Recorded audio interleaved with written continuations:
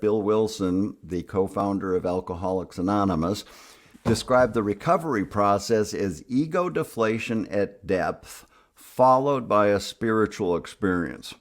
What I'm going to do today is my objectives for this is to shed a little bit of light on that ego deflation at depth, followed by a spiritual experience. And more so, if you're listening to this today, my goal is to inspire everybody I'm going to talk about following your vision and having a purpose and even sticking with that even when it seems really challenging. And the way some of you have seen my ads for this talk, I've got this really awesome Val Kilmer story that I'm going to share. And the whole thing ties together is a framework for the idea of following your vision even in the starkest of circumstances. And so I'm going to share my personal experience of my own ego deflation at depth, followed by a spiritual experience, and then how I turned that into a very rich career where I've helped literally hundreds of kids over the last 25, 30 years achieve recovery from addiction, but also have their own spiritual experience. But so to start off talking about woo, I'm gonna say this. About 10 years ago, I was asked down in Texas for the state drug counselors conference. They're hosting it in Houston that year, and I got contacted by the people who were running it that year. Their theme for the conference that year was called A Weekend of Magic. And they contacted me and said, we'd like you to come be one of our keynote presenters, because they knew that I did this woo-woo stuff. And to be honest, I had got a little bit of a chip on my shoulder because they thought, or I realized they thought that I would come down there. Okay, we want him to bring his drums and maybe he'll, dance around on the stage a little bit and, put out some of his woo-woo stuff. And I went down there and I with sort of an attitude of you want woo-woo, I'm going to give you some woo-woo. And I prepared a talk and I opened that talk like this. 300 people in this room, and I walked up on the stage and I said, here we are, Weekend of Magic. And you brought me in here, I'm the woo-woo guy. I'm going to start off by asking a question. What's the difference between a mystic and a schizophrenic? And I sort of left it at that. The mystic knows when to keep his mouth shut. Think about that one for a second. Now, that's a sort of irreverent kind of joke, especially among a bunch of mental health providers. But to present that same notion in a more formal, sophisticated way, there's a Joseph Campbell quote. A mystic swims in the sea of the unconscious. A schizophrenic is drowning in it. And for that conference, I proceeded to tell them, you guys want to talk about magic, your weekend of magic. I'm here to tell you, I've been working with magic for the last 20 years. And that thing about knowing when to keep the mouth shut, I said, I've survived for 20 years because I know when to keep my mouth shut, because I could talk about a lot of things that you might lock me up for or report me to the licensing board because I might sound crazy. But you asked for it, I'm going to talk about magic in this presentation this morning. And I proceeded to tell them a lot of stuff that I normally wouldn't talk about in public. Now, again, I will say that behind that, even, I was in control knowing I know how to go just how far that the particular audience, what they can handle and not handle. But I went ahead and talked a lot more about some of the things that I'm going to talk about here today in that presentation. And again, one of the things I like to talk about AA wise, there's a story in the big book of before AA was started, Carl Jung was treating a patient who he ended up telling him, "You're hopeless, and the only thing I can suggest for you is get around some religious folk. People with chronic alcoholism like you have don't seem to have much of a chance unless they have what I call a vital spiritual experience." And I'll do a whole talk on that whole incident in another week's presentation. But my point here is years later, there's a famous correspondence when Bill Wilson contacted Carl Jung and said, "I don't know if you know what a big impact you had on the foundation of Alcoholics Anonymous, because you telling that guy he needed to have a spiritual experience, it created the ego deflation at depth for him. He felt like he had hit bottom, having the greatest psychiatrist in the world tell him you're hopeless, but it opened the door to the spiritual experience." And Carl Jung wrote Bill Wilson right back, and he said, "Man, am I ever glad to hear about that, because there's so much I wanted to tell that guy, but I didn't think he was ready to hear it at the time." But he said, "I think you, Bill Wilson, are able to hear what I wanted to say." And that's when he went on to tell him about his thoughts on alcoholism and our desire for spiritual connection. Again, that's an entire topic for another presentation. But my point here is I used that in that talk in Houston. I said that may have been an example of Carl Jung knowing when to keep his mouth shut. But so again, I'm going to really take off the gloves here and tell you, again, under the guise of my Val Kilmer story, you're going to hear a lot about woo-woo kind of stuff, and it actually encompasses my entire career. The way I thought of this is I was at dinner with a couple of friends a couple of weeks ago, and somehow the topic came up. And I don't know what it was. Or we were talking about Val Kilmer, or we were talking about movie stars or something. And I ended up telling them my Val Kilmer story. But it wasn't until like a week later, all of a sudden I remembered, whoa, I just told them about the specific interaction with Val Kilmer part of the story, but I didn't tell them the way long part of it beforehand, which is the really deep stuff. And all of a sudden I realized I haven't talked about this for years, and this is a very powerful story. And again, it encompasses my entire career, my story. And as I said, my goal here is I can use this story, I believe, to inspire others, to encourage others around these ideas of exploring your spiritual experience, more honing in on, do you have a vision? Do you have a belief in yourself, following a path, sticking with it even in the face of challenges? So here's how this story goes. And this can be long, so I'm going to do this sort of, I might look like I'm chopping this up because I don't want to go too long here. But I'm going to start off by saying, in 1988, I was already working as a drug counselor. I was in, I won't swear, BS recovery. I called myself in recovery. I wasn't really in recovery, but I ended up relapsing, and I ended up in treatment. Again, relapsed drug counselor. That was a really bad experience. That was ego deflation at depth, and that began this new level of awareness of, one, just what it was to establish my own recovery. And I had to take myself out of the field for a couple of years and really get my own recovery together. But I also got lit up with the spiritual part of recovery, and I saw how much had been missing. So at that point, when I got back into the field, I dedicated myself to saying, I want to help other people achieve that spiritual experience. And I started learning for myself personally. I got trained in spiritual practices, and growing more and more in that.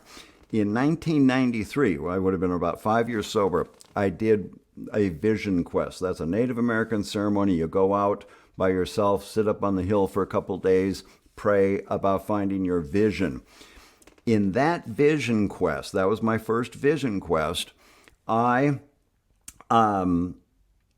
had a dream.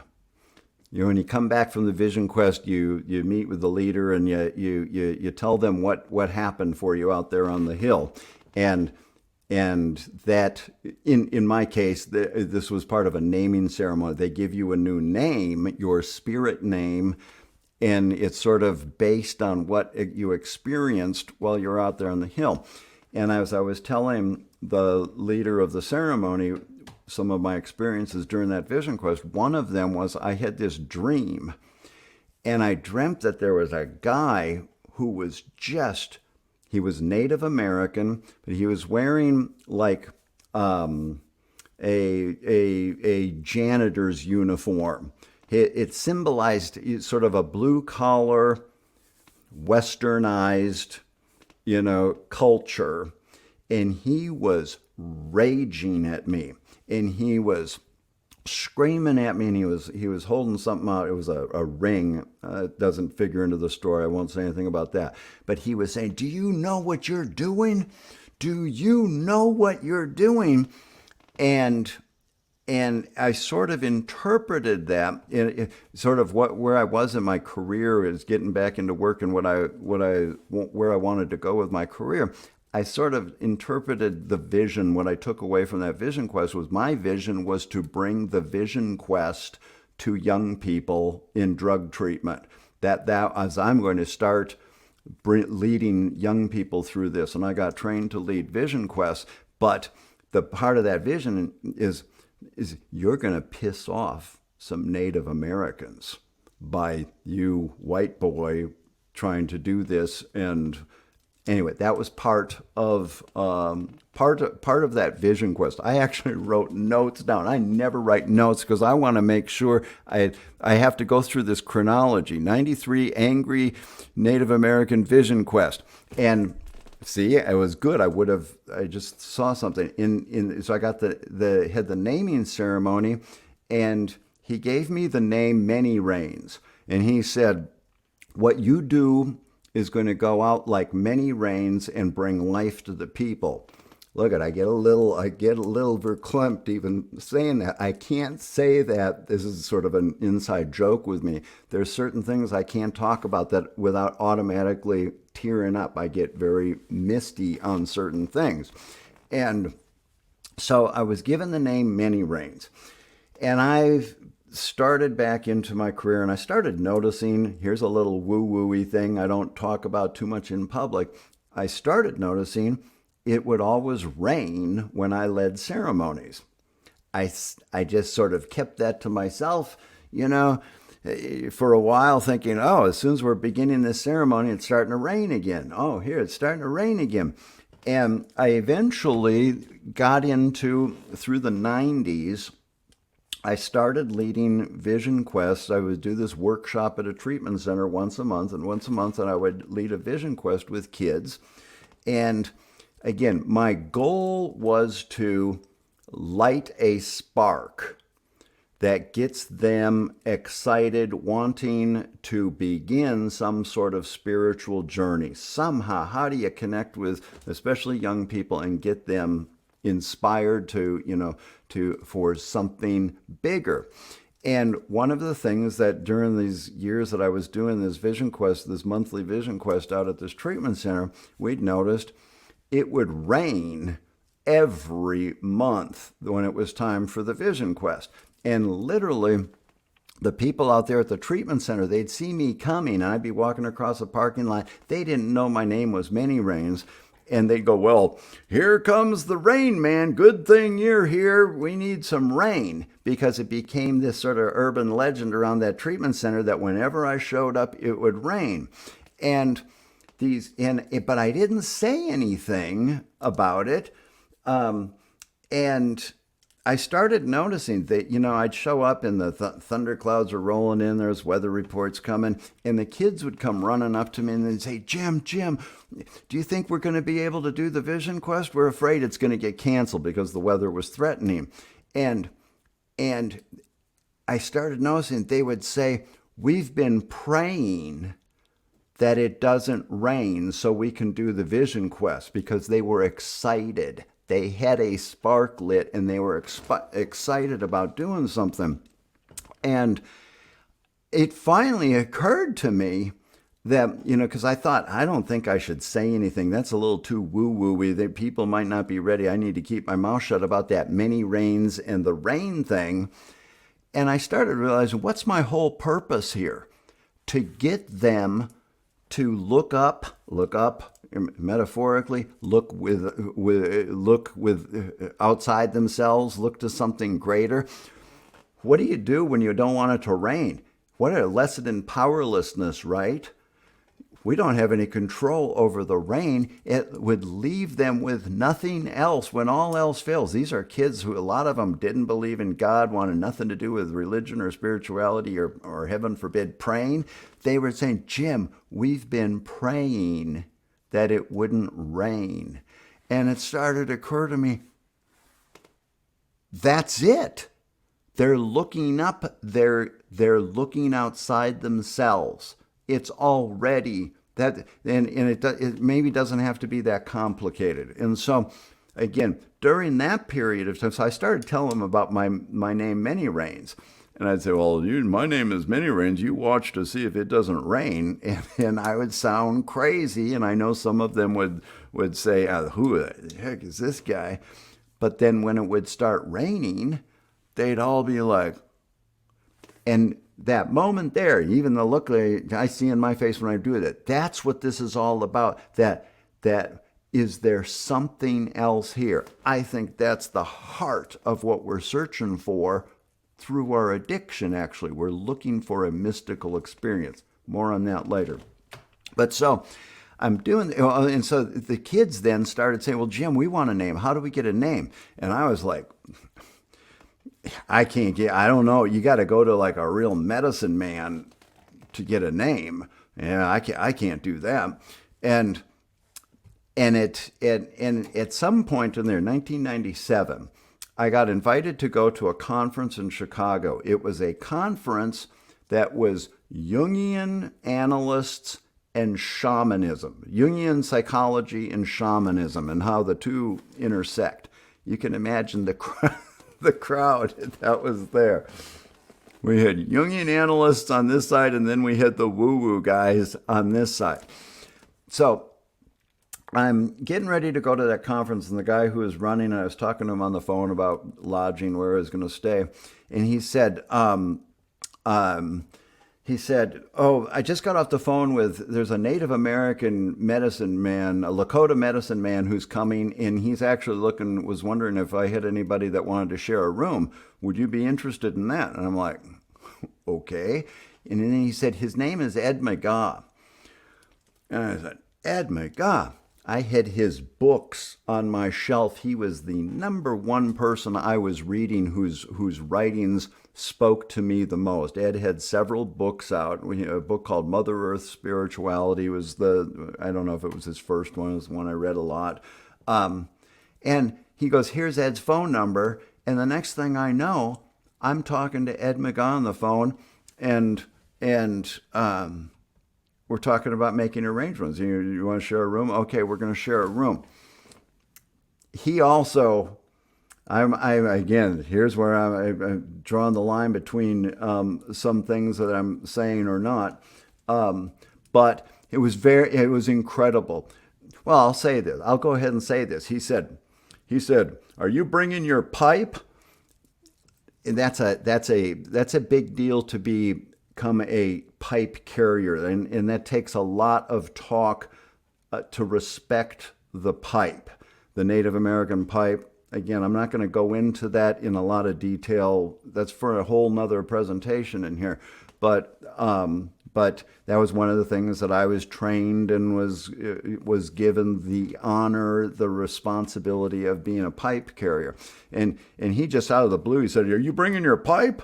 And I said, well, yeah, I probably will. I usually do when I travel. He goes, okay, I'll leave mine at home. We'll use yours then. And I'm like, oh my God. And so next thing I know, I'm sharing a room with Ed McGaa one of the people I've been reading and feeds my soul. And he's a very irreverent kind of guy, and he's also part of his persona, his mantle out there in the world. He was controversial because he was writing books, and maybe some traditionalists, were saying he's cashing in on the native, spirituality by selling out to the white man, by writing these books.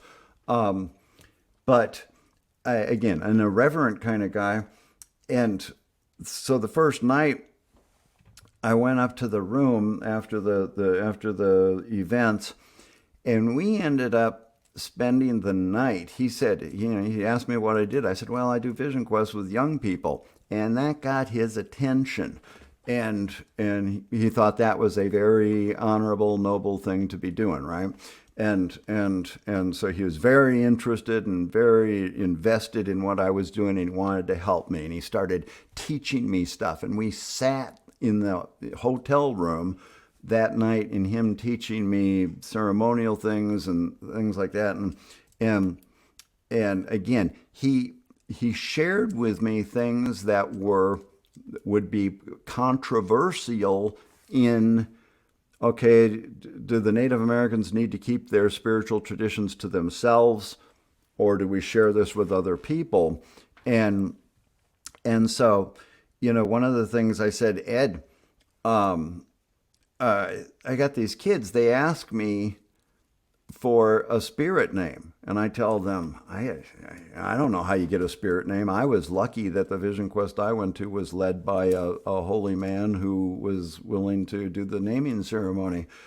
And Ed's response to me was, if you got kids asking you for a spirit name, you give them the spirit name. And we talked about that a little bit more, but the bottom line is that was a big thing, a big reframe to consider.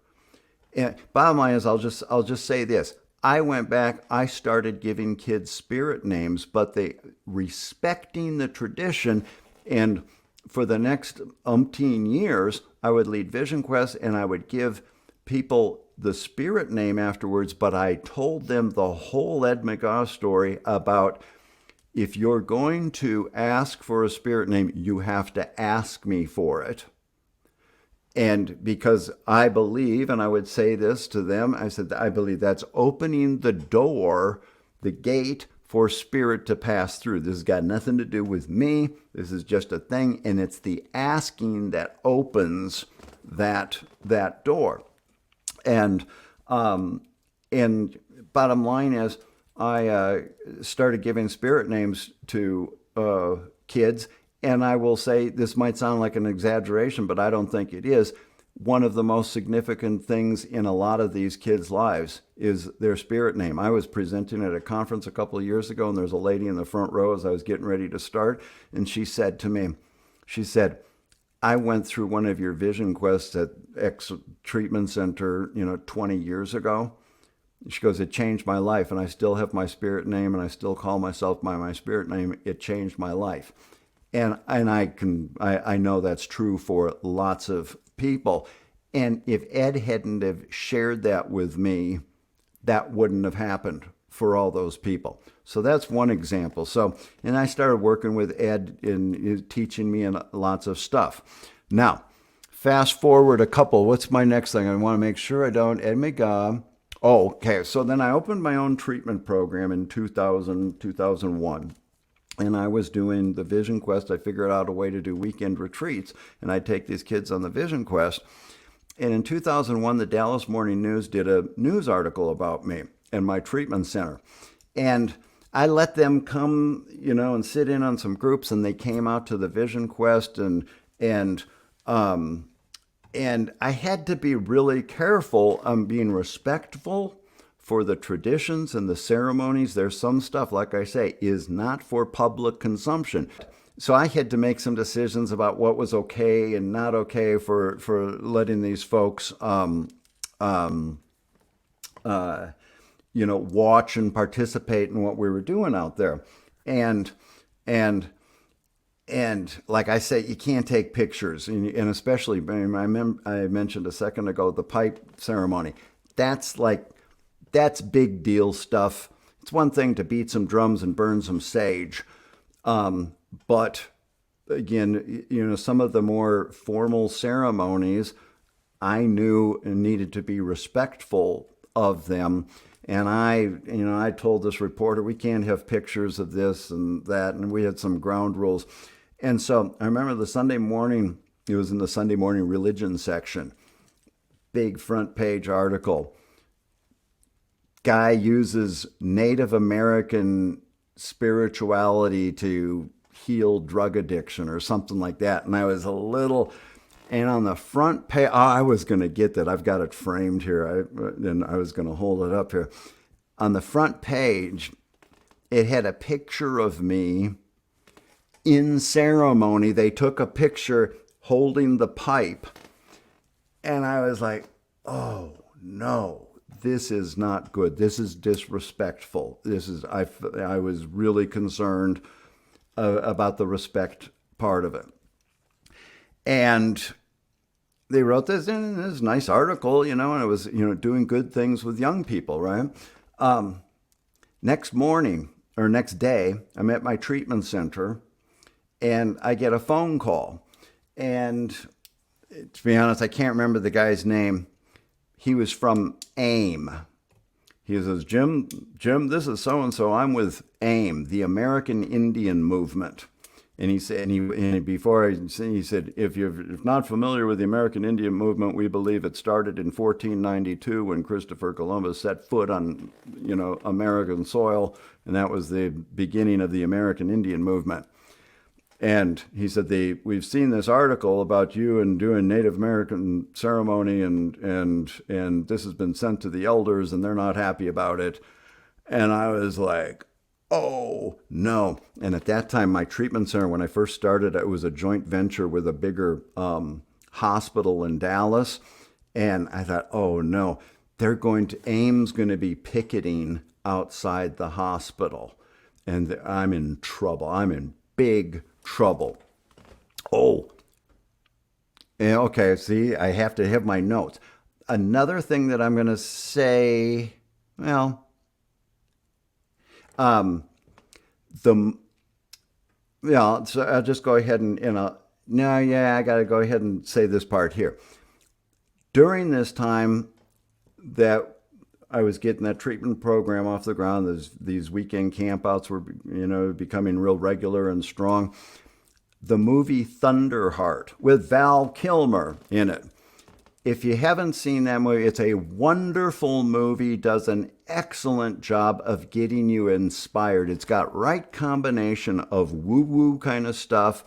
It's about a white person, even though he's got Native American blood. He's an FBI agent, and it's the Wounded Knee. It's related to the Wounded Knee that happened in the 70s incident. And the FBI wants to send a Native American, but he wasn't connected to his roots, which I'm going to suggest the janitor in The Dream wasn't connected to his roots. That's what that janitor, the westernized uniform that the Native American in my dream symbolized. And so Val Kilmer plays this guy. He's got Native American blood, but he doesn't know anything about it. He doesn't consider himself Native American, but they send him to the Pine Ridge Reservation for the Wounded Knee incident. And the whole story is then it does this great job of blending in the woo-woo stuff. And the bottom line is he has a vision, and he ends up in a situation where he's got to make some tough decisions, and even in the face of dying, in the culmination of that, the final action scene is he finds himself in the same situation that he'd seen in his dream, in a vision. And they were talking about, and he was running with a bunch of people on horses, and he found himself running in, look at I get verklempt again. See how that works? and they were going to what they call the stronghold. They're being chased, and they had to go to the stronghold. This theme, go to the stronghold, and that was interpreted in the movie that was his vision, to go to the stronghold, and at the end of the scene, he's confronted with, okay, it looks like he's run out of room, and he finds himself in the same situation in real life, that he's being chased by people, and he ends up going to the stronghold. And he had to turn his back on the people that were chasing him with the threat of getting shot in the back to believe in going to the stronghold. And so, that being said, I used to show the movie Thunderheart, or I'd have the kids watch the movie Thunderheart in preparation for the Vision Quest. And this is the one thing that just always stood out to me. I remember one Monday, a kid came into my office. Jim, we got together at my house this weekend and we watched Thunderheart. And then this girl said to me, look, I get verklempt. She said, that movie makes me want to be a spiritual warrior. And again, that's what my vision was, what my dedication in my drug treatment work was to light that spark in kids' hearts. And so back to AIM calling me, and I'm afraid they're going to be protesting outside the hospital, and the hospital's going to get mad at me and kick me out and stuff. And so I'm driving to my 12-step meeting one Saturday. I'm going to my men's meeting, and I'm freaked out, and I call Ed McGaa, and I say, Ed, AIM's after me. I've done it. I've pissed off AIM. What do I do? And Ed, I still remember on the phone, he said, screw them. He said, they're just a bunch of, and he said this kind of stuff. But then I said, but what do I do? And he goes, but it's not worth the hassle. He said, stop doing what you're doing. And I was like, he said, change it up in a way that's not violating, do some real vanilla light version of what I'm doing. And I was like, are you kidding me? You're telling me to stop doing what I'm doing? He goes, he said, it's not worth a hassle. There'll be a pain. And I just, it's not worth it. Just do something different. And that rattled me, because this was my vision. He was challenging my vision. I was on my way to my meeting, and I walked in to the meeting. I was a couple minutes late, and I walk in and I sit down. Somebody's talking, and I'm doing my thing of getting my coffee and my keys situated, and I'm sort of sitting down looking at my feet, and I hear the guy that's talking, and he's one of the elder, respected, really solid guys in our meeting. And the reason I say that is he's doing something a little unconventional for 12-step meeting format. He's sort of cross-talking, because all of a sudden I hear him say my name. And I'm sitting here looking, and he goes, and this guy evidently, the topic of the meeting that day was, what does our recovery bring to the world? What does us being in recovery help outside the outside world? And this guy said, all of a sudden I hear him saying, and then when I see things like what Jim Savage is doing with young people, and I'm sitting here like, what's he doing? We don't talk like that in these meetings. We don't talk about each other and outside things. And I'm like, what's he doing talking about me? And again, it was that topic. He goes, and he was saying it from this, perspective of, the fruits of recovery, and that it can go out and bring life to the people. And I'm sitting here, he's this respected elder in our group is talking about what I'm doing, and it was such a good thing. And I just had Ed McGaa tell me, stop doing what you're doing. And I literally was sitting there, and I had closest I've ever had to what I would call a panic attack. I was sitting there, blood was rushing to my head, and I was like, oh my God, what do I do? And all of a sudden, I hadn't thought about it for years. I remembered the dream in my vision quest with the guy going, "Do you know what you're doing? Do you know what you're doing?" And the interpretation, "You're going to piss off some Native Americans someday." And all of a sudden it occurred to me, I am exactly where Val Kilmer was in the movie. You got to follow your vision. You go to the stronghold and you have faith. And I'm sitting there in the meeting, and all of a sudden I realize, this is it. This is Thunderheart. This is going to the stronghold. This is my vision. And I knew right then and there, I ain't stopping. I'm turning around. I'm heading to the stronghold. And I didn't do a thing. I didn't change anything. And you know what? AIM went away. Nothing ever happened with that. And I continued to run my program for many more years, taking kids on vision quests. And having, all sorts of rewarding, way magical experiences. I won't say anything more about that right now.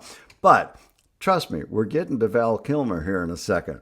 And so over the next couple of years, I started thinking to myself, with this Thunderheart connection, it was such an important part of our treatment program, I started thinking, man, wouldn't it be neat to let Val Kilmer know how important the movie Thunderheart has been to all these young people. Spiritual war. I want to be a spiritual warrior, Jim. And I started thinking, and I'd mention it to a few people. We ought to let Val Kilmer know what we're doing. Here's where I put in some of my posts about this, talking about ego and learning to check our ego and check our motives. I was in recovery. I worked a recovery program.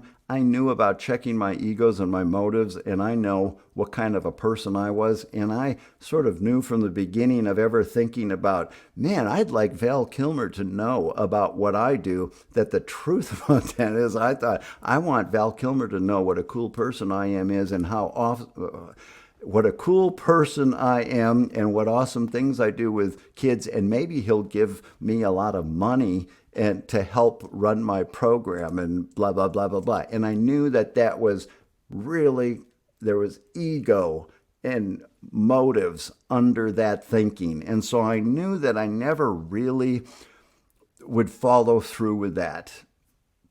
I talked with some of the parents around my program. They said, no, I think I think that he would like to know that, and that would be important. You really should do that. Write him a letter. And I never did anything with it because, again, I really sort of knew the motive behind that would not be genuine. So fast forward, I don't know, 5, 6, 7 years, my wife and I are on vacation in New Mexico, and we're staying at this little bed and breakfast out in the middle of nowhere. 6 units, cabins, a little restaurant. And one day we were driving in, and we looked down this valley, and I looked down at the valley, and there are all these teepees in what looked like an Indian village. And we got back to the bed and breakfast, and we were at the restaurant, and we asked about it, and they said, "Oh, they're filming a movie down there." And they're all Val Kilmer. It's a Val Kilmer movie. They're filming a movie down there, and they're staying here. And we're like, really? And over the next day or two, I was ruling out or figuring out who was staying where as I see cars come and go. And I had it pegged. There were little six cabins, two unit buildings. I had it pegged or ruled down to, I had a hunch that Val Kilmer was staying in the other side of our unit. Like we shared a back porch, or was a fence, and I was sitting out there every morning beating my drum and burning my sage. And I had a hunch that Val Kilmer was maybe on the other side of that fence, staying in that place. And so that gets my little wheels turning, right? So one day, we happened to do a day trip, and we went out, and we were gone for the whole day, and we were deciding okay, we're going to have dinner on the way back. And we started running out of options for where to eat, and we couldn't get to this place soon enough or this. And then all of a sudden we were sort of hosed because there was still another hour and a half to get back to our place, and we hadn't gotten dinner anyplace, and we were like, oh, we're not going to be back in time for the restaurant to be open. And it was sort of touch and go. We're sort of nervous about getting back in time. We get there, and we go over to the restaurant. You still open. It was a half hour late. But the lady was there, and she goes, yeah, we stayed open for the actors. And so we can go in. And then as we're walking in, the lady's looking at me, and she's like all excited. And she goes, he's in there. He's in there. He's pointing. And he goes, he's in there. He's in there. She brings us into the dining room, and Val Kilmer's sitting at one table. There's nobody else in the room. And she sits us at the table right next to him. And so my wife and I are sitting at a table. Val Kilmer's sitting right there by himself with headphones on, clearly studying his lines for his movie. He's deeply engrossed in working on his lines. And he's even got pictures of his family sitting there on the table, and every once in a while he'd stop and he'd look at his pictures of his family, and he'd go back to doing this. And now, if you're not catching that, I will clarify. He had headphones on, which was like he could have been having a sign, please do not bother the movie star. Have respect, right? So my wife and I are sitting in there, and I'm looking at Val Kilmer, and we eat our meal. And just even in the awkwardness of, there's one guy sitting right here, and we have our meal. And at one point, another person comes in, a Native American gentleman, clearly one of the actors. He goes over and he sits on the other side of the room. Val Kilmer gives him a nod. And at some point, Val Kilmer gets up and he goes to the bathroom. And on his way back to the bathroom, from the bathroom, he sits down with this guy. And they start talking. And so we're listening to his conversation. And evidently the guy's name is Three Feathers, I think it was. And Val Kilmer says, so tell me about your name, Three Feathers. How did you get that name? And I sit and I listen to this guy tell him about, when I was young, I did a vision quest, and it's a rite of passage, and I got a name as a result of doing my vision quest, and here's what it means. And Val Kilmer's talking to him about, yeah, that's a really cool. And I'm sitting going, I really want to tell him about myself and how cool I am. And so I'm listening to this conversation. Val Kilmer gets up and he goes back and he sits down at his table and he puts his headphones on and he goes back to studying his lines. At one point, my wife gets up and goes into the gift shop. And this must have been before the other guy came in, because there was a period of time I was sitting there alone in the room with Val Kilmer sitting 3-4 feet away from me in just a very awkward thing like this. And we went through our whole meal. Again, he had the headphones on. I'm checking my motives, checking my ego, paying attention to what's respectable, what's not respectable. And when the time came, we got up and we walked out of the restaurant, and that was it. I never talked to him. I didn't say anything. I didn't see him anymore after that. That's it. Anticlimactic Val Kilmer story. And I thought of this after the fact. If I would have been really sharp and had my wits about me, the coolest thing I could have done. Some of you, if you remember the movie, when he first gets off the plane and lands in South Dakota there, and Sam Shepard picks him up at the airport. And Sam Shepard has sort of this nasty negative attitude. He's the bad guy in there, and he's got this nasty attitude about the Native American white guy that Washington has sent out there to be the token person out there. And Val's this, young, interested, want to dive into the case. And at one moment, Sam Shepard stops him and he says, "Hold on a second. You know what? Turn your head a little bit." He said, "In the right light and from the right angle, you look a lot like Sal Mineo in some movie. I don't remember the name of the movie, but some Western movie. You look a lot like Sal Mineo." And I thought after the fact, it would have been the coolest thing for me to do. Could have been, could have got up and walked by him, and I could have looked at him, caught his eye, and for a second made him think I was going to be dumb tourist invading his boundaries. I could have gone, "Sal Mineo," maybe winked, and walked on. That would have been the extent of what I would have done, but I didn't think of that. So anyway, and nothing's ever happened with that Val Kilmer story. Like I say, maybe a little anticlimactic, but it has always been an important part for me of this part about being aware of ego and motives. And that's I'm going to wrap this talk up to say, again, as far as hoping to inspire other people, you've heard a pretty good example of following a vision and some sort of woo-woo-y kind of stuff, and it's those kind of things that get you thinking. One of the things that I learned early on in helping young people try, not even young people, lots of people in recovery, they struggle with the spiritual part of it. And I found that one of the easiest things to do to help somebody open themselves up to that and start getting some little sparks is I use the word coincidence. I'll say, start looking for the coincidences. That's all that we need to do. And I would send kids, come back and tell me what coincidences happen in your life in the next 2 days until I see you again. And they'd come back, when we're looking for it, it happens. And then when it happens, it's like, oh my God, what a coincidence. Or is there something more to that?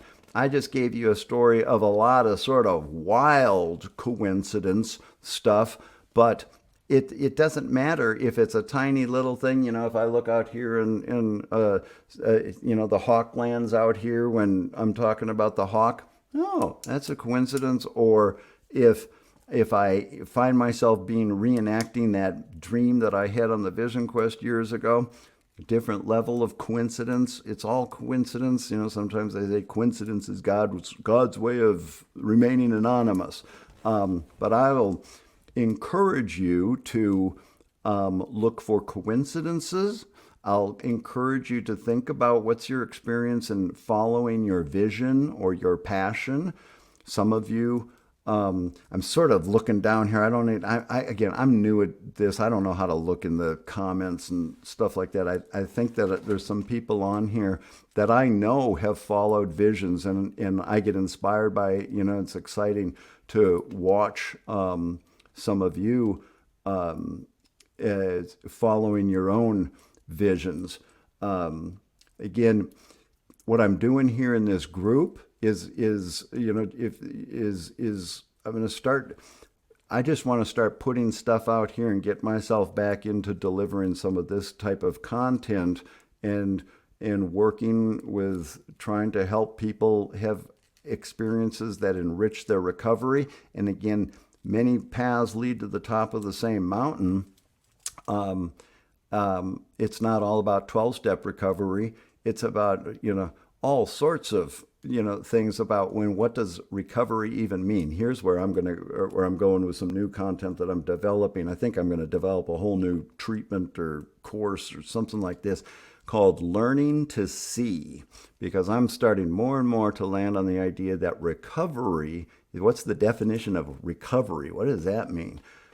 My definition is going to be the ability to see, and if you're not watching me on the screen, I'm making an S with a capital S, learning to see. There's seeing, and then there's seeing with a capital S, being able to see things as they really are.